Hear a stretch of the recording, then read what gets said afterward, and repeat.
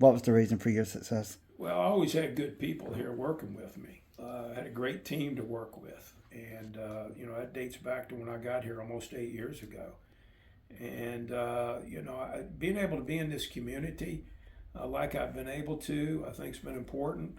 And this community has embraced me and my family. We've embraced them, and I just wanted people to know that this racetrack was not just open 2 weekends a year, that it's open throughout the course of the year. And I wanted fans to be able to come out and people in the community to be able to come out and take in the racetrack and enjoy what we have to offer here. And so I just, probably the biggest takeaway I have from being at Darlington is just the people that I've had the good fortune of interacting with. Many of them have become close friends of mine, and being able to hopefully have some small impact on this community has meant a lot to me.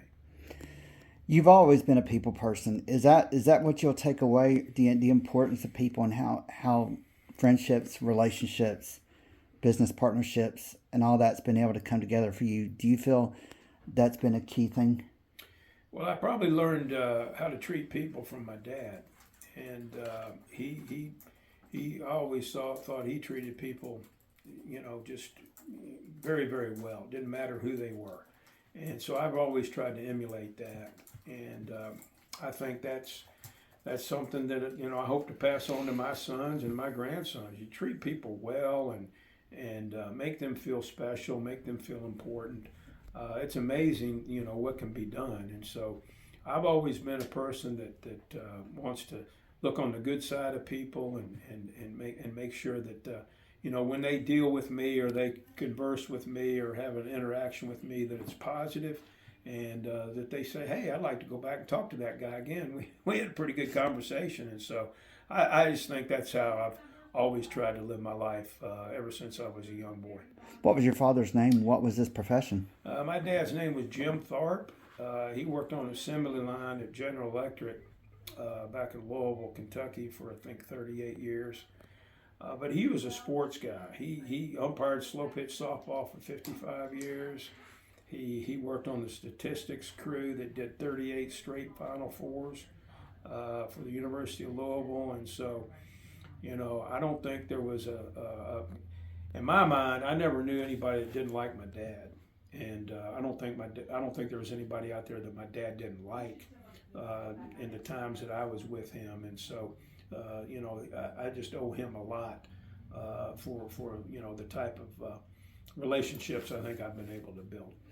When you graduated Western Kentucky, what advice did your father have for you? Well, he wasn't real thrilled that I was going to go to the University of Tennessee and go get my graduate degree.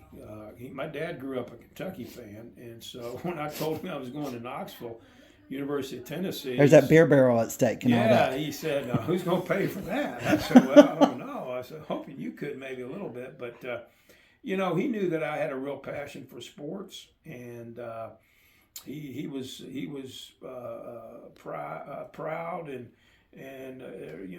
supportive of the fact that I was going to get into sports. He loved college sports. I loved college sports, and certainly that was my first. That chapter of my life, I started working in college sports for about 25 years, and then I remember I called and told my parents I was going to go work for NASCAR, and they were like, "Wow, okay, I didn't even know you liked NASCAR." I said, "Well, I really don't. I'm going to go work for them." And so, but you wouldn't believe how big of fans, particularly my mom, became of NASCAR. She would call me, or I would call her every Sunday night. I'd come back from the airport and call her after a race. She always wanted to know how Tony Stewart did. She loved Tony Stewart. And but they both became fans of NASCAR, and I took them to several races and did not get to take them here to Darlington because their health wasn't great, although I did move them down to Florence in 2016, and they lived over in Florence at Elmcroft Assisted Living until my dad passed in December of 2018 and my mom passed in June of 2020. So they were down here. I brought them out to the track several times, but never had the opportunity to bring them to a race. This will be my last question. I appreciate your time. Well, how meaningful was it for your family, your parents, to see you here as president of a track? You had become one of the most respected people in NASCAR, and to have your mom and dad see that. What was your mother's name? Doretta, Derita, Doretta. What did it mean for them to see your success?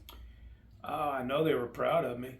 I mean, they told me that all the time. I'd go by and see them, Scott, virtually every day when they were over at Elmcroft, and I didn't want to miss that time because I knew that it was going to be short. And I'd lived away from them for so many years. When they were in Kentucky, I'd lived in Oklahoma and Knoxville, and then to South Carolina. We got to see each other, a handful of times during the year, but then moved them down here in 2016 and saw them a lot. But I know they were proud of me. I knew that. They didn't have to tell me that, but they always told me that, and certainly that makes you feel very, very good.